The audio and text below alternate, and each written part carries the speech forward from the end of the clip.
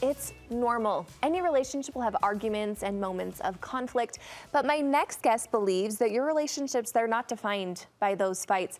They're defined by the moments that follow.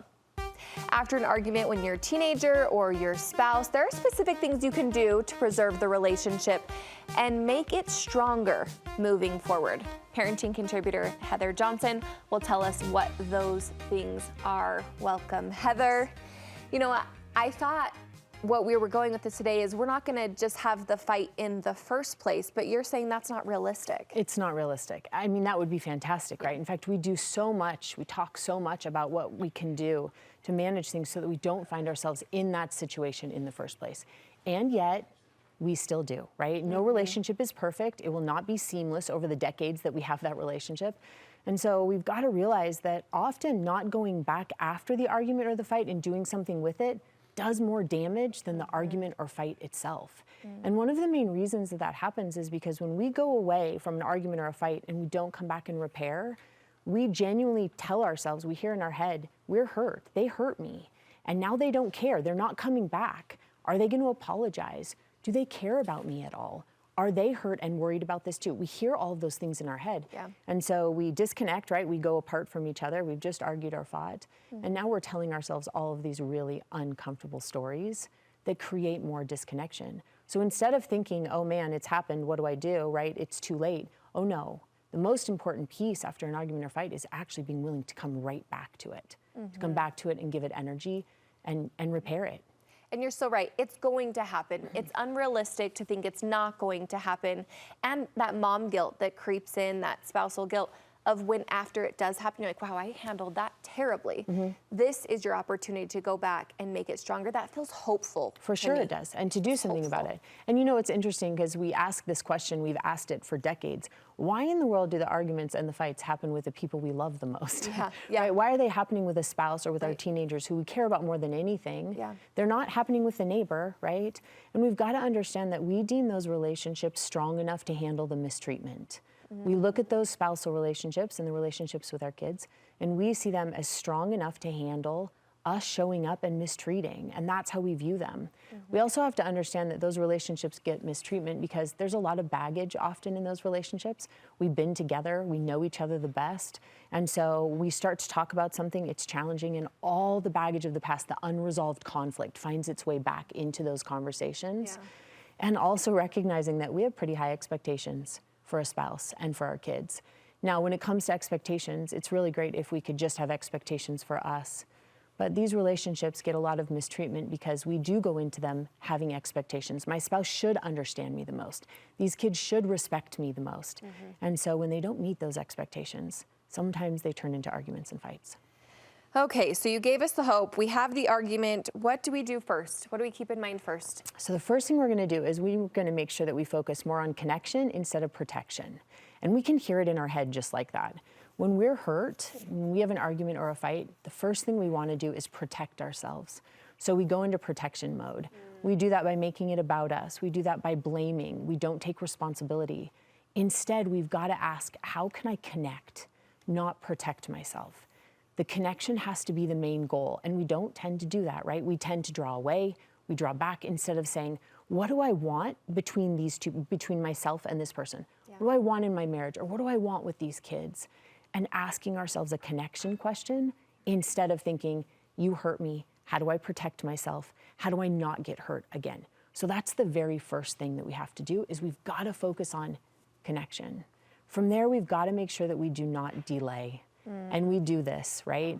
There's an altercation and we draw back and we delay coming back to handle the situation or to revisit or to replace the disconnect with connection.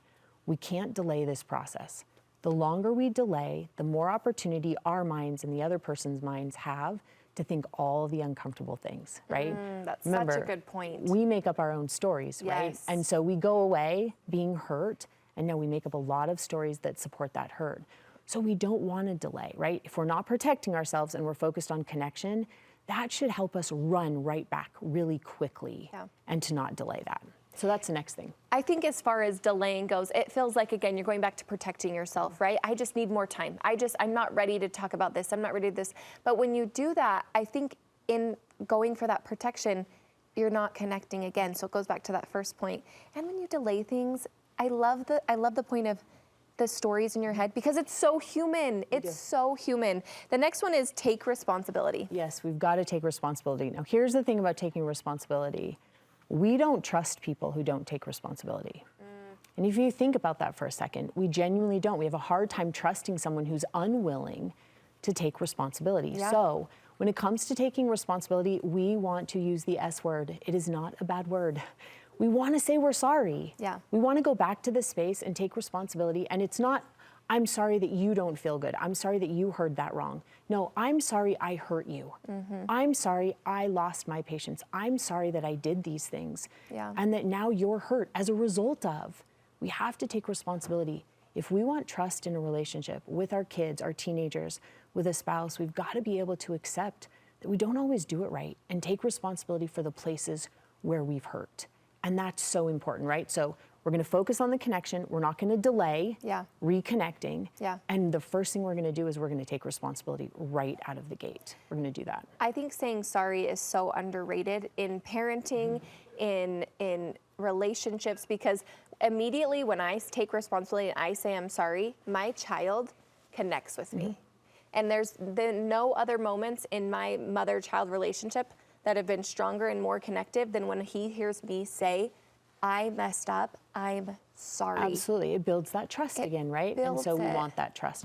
And imagine it allows us then to have an altercation or an argument or a fight and stay trustworthy and also have trust between us, right? It allows us to keep that trust going even when we're not perfect, even when there's going to be days when the argument does happen.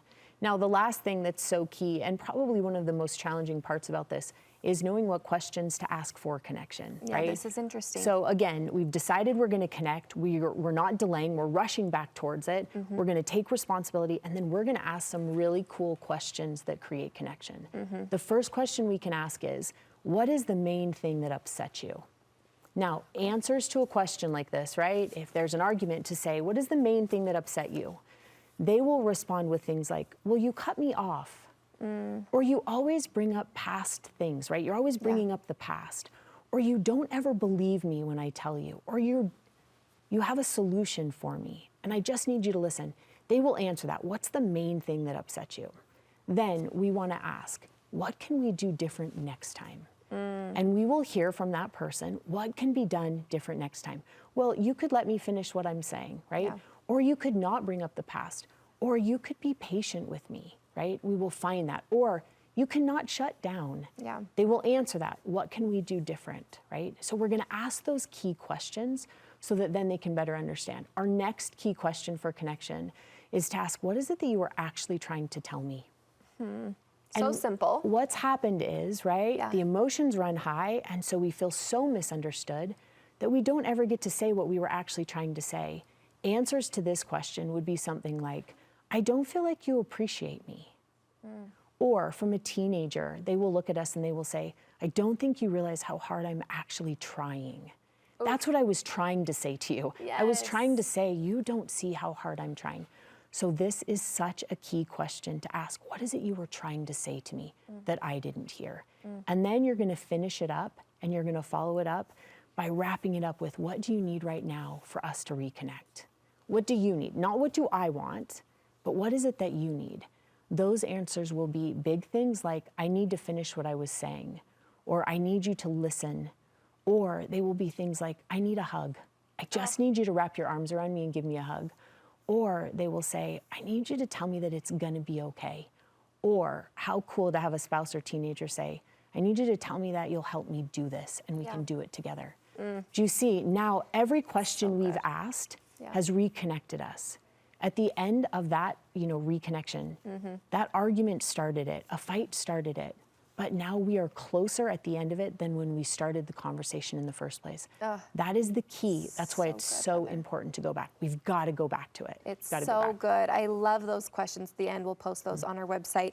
If you would like to contact Heather for coaching with families and individuals, you can find her contact information on our website.